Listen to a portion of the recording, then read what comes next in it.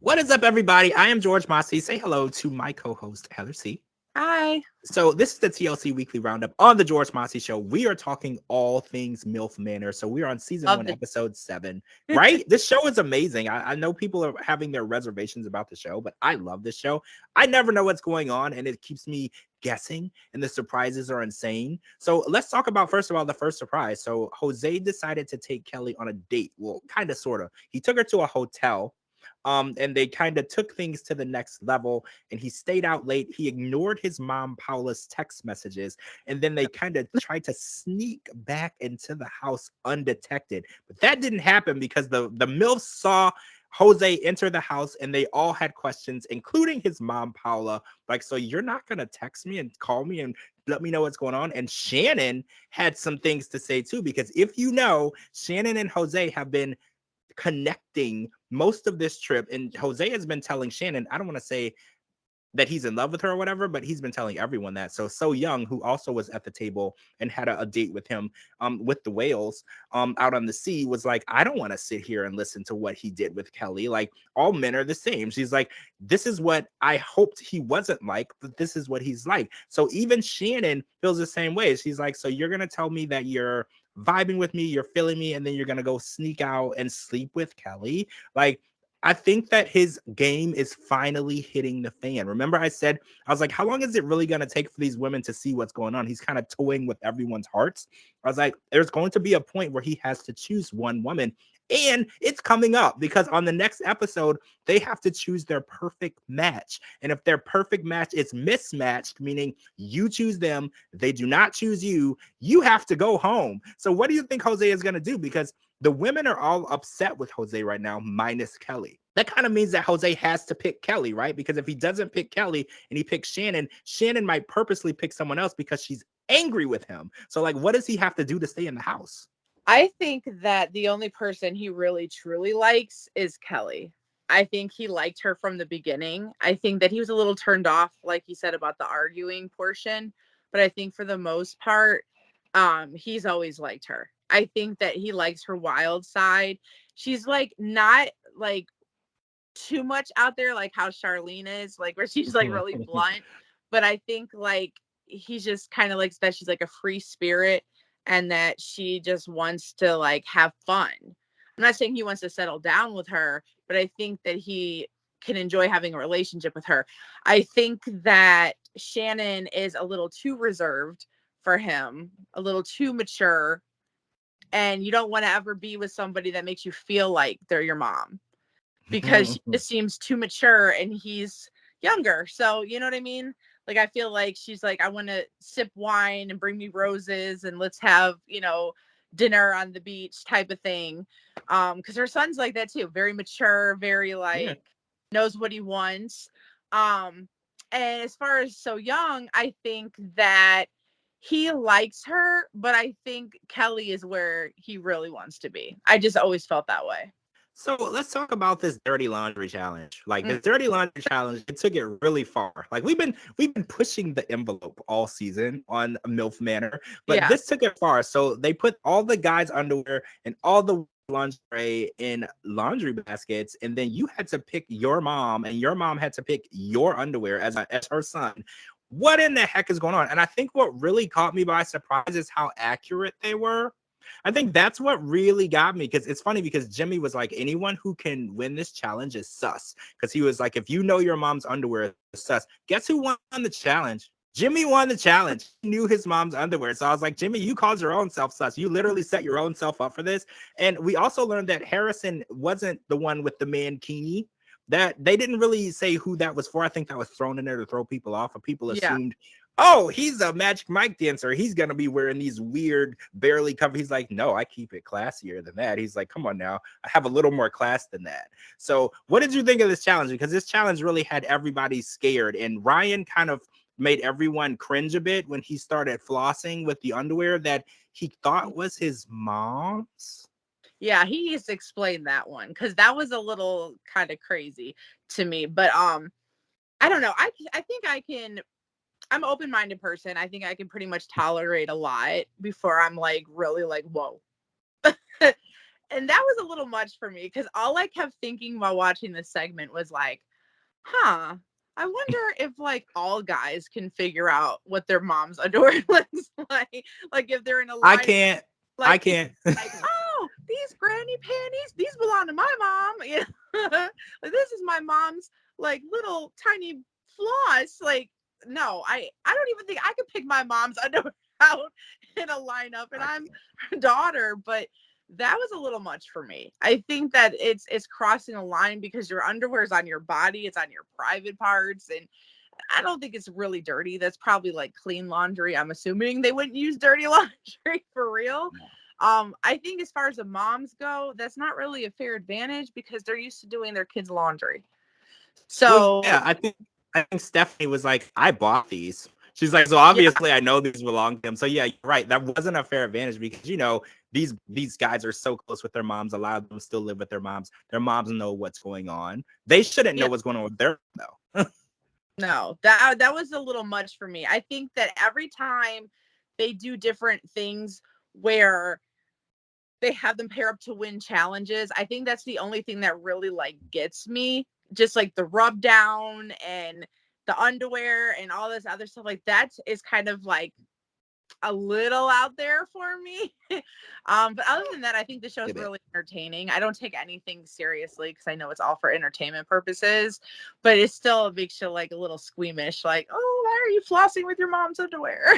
And whose mom Right? what's he flossing with? That's the real Right, question. because it wasn't his mom's. Exactly. Thank you. Like, we will put someone's underwear in their mouth and they don't know who it belongs to. Because let's just remove the mother part of it out of it, because it doesn't have to be your mom. It could be literally anyone. You don't know, and you don't know their cleanliness factors in their life. So why would you do that? Okay, so I want to talk about Jimmy and OG Ryan because apparently they both have their eyes set on Paula, and Paula seems to like them both for different reasons. So now that we know that they have to pick their perfect match, I don't know who Paula is going to choose. And we know Ryan loves hard. When he's connecting with someone, that's the only person that he sees. He puts all his eggs in one basket. And his mom, Shannon, does the same. He put all of her eggs in the holiday basket. And now she doesn't really have anywhere to place her egg because she was focusing on that connection. Just like April, Jane, and Joey, they've only been focusing on each other. So I feel like they might actually win this show because their connection is strong. They're not really trying to connect with other people. They're just working on that. So what do you think is going to happen? Because OG Ryan has been having women swept up from under him all season, because this has happened before with Stephanie, and now it looks like it's happening again with Paula and Jimmy. I feel bad for Ryan because I feel like Ryan can't catch a break. Ryan was one of my favorites. I thought that he was one of the more attractive ones, and I was like, okay, yeah, I would pick him. But he comes off so strong, like where he's just kind of like, I know he gets it, like he knows what he wants and he's going after it. But there's like a way to do it. Because you have to remember, these aren't just like everyday females that you're going to meet at the club or at the mall. These are like matured women that are like moms. These women are 40, 50, plus years old. And it's like they've lived that life. You know what I mean? They know what they want and they want to have fun. They're going through, I don't want to say like a midlife crisis. That's kind of like, that's kind of aggressive to say, but they're going through the time where they're just kind of like, you know what? I live my life. I raise my kids. I want to do me. I want to have fun. I'm not hurting anyone. So I think like he's looking more for a woman around his age where he could shape and mold and say, hey, let's grow together. Let's have a relationship. And these women aren't it. That's why he keeps losing out on, what he's trying to do, because they're not in the same age group. They don't want the same things in life. So we watched Harrison all season kind of not connect with anyone in the house. And it's not because he doesn't think the women are beautiful. It's more so because he's not really into the idea of dating a MILF, an older woman. And you have to remember, they were all brought to this villa under false pretenses. He didn't sign up to date women twice his age. So he doesn't feel like he can fake it. And I was like, well, I don't know, Harrison, you were a dancer. And I think the idea of being a dancer is you make that woman feel like she's the only person in the room, then she's important. And then you get great tips and you make her feel special. But when it comes to actually dating and relationships, Harrison sticks with his principles. And he's like, I'm not going to pretend to like someone or pretend that there's a connection. And he even told his mom, Charlene, because Charlene was like, you should try it with So Young. You guys are the same. You like to work out. You have things that you can figure out, you know, and grow together. And he was like, I don't want to pretend that there's something there when it's not. And I do respect him for that, because women definitely say they want honesty. So him to pretend a connection with someone could hurt that woman very much. You know, she could feel like that connection was real, and in the end it wasn't real. I think shows like The Bachelor should take notes, because a lot of people pretend to like people on those shows. Harrison wasn't doing that. He packed his bags, he left the villa. So everyone had to say goodbye to Harrison, and his mom wanted him to stay, but she also respected that he stuck by his principles and his morals, and he only wants to love someone that he truly loves. He wants to be with someone he's truly connected to. So we had to say goodbye to Harrison. Were you sad to see him go? This is going to sound mean, but I was actually happy to see him go, because I don't want anybody to be there or in a predicament that they're not happy to be in. And you could clearly see that he was never present in any of the screen time and anything that they did. He was never really around, because in the one episode, we caught ourselves like, wait, is he there? Where'd he go? Because he just stayed under wraps all the time. Like, his mom gets a lot of camera time because she's got that outgoing, like, pretty strong personality. And for him to be like a male entertainer and everything, he's very kind of like reserved, or at least on the show. So I respect the fact that he was honest, because it's not like they came on this show and they had to try to fall in love and they get a cash prize at the end and live happily ever after. This is just to like find love. So I know personally, if I went somewhere and they're like, okay, you're going to Dad's Manor and you got to find this old guy, I'm like, no. What about their son's manor? How about that one? Take me to that one. Because I don't blame him. I don't. I'm happy for him. Do what makes you happy and stay true to yourself. So we watched New Ryan take Charlene out on a date. Crap, we're running out of time, but I want to talk about this. And he was talking about cactus and cacti, and he knows a lot about it. And Charlene kind of came on strong, and New Ryan kind of shot her down too. And I was like, oh my God, this is like the last guy. Like, there's no one else to try to connect with Charlene. This might be the end of Charlene, right? I feel like there might not be anyone who's going to pick her as the perfect match. Yeah, I don't know. I don't want to tell her to tone it down, because like I just said, be yourself, be authentic. Yeah. And if this is really how she is in life, I mean, this might be why she's not in a relationship, but I think it's not bad, because if this is what you're going to get in the relationship, then at least be upfront so they know what they're getting themselves into. And maybe none of these guys are a match, but there's probably somebody out there for her. Yeah. Charlene, don't change. Be yourself.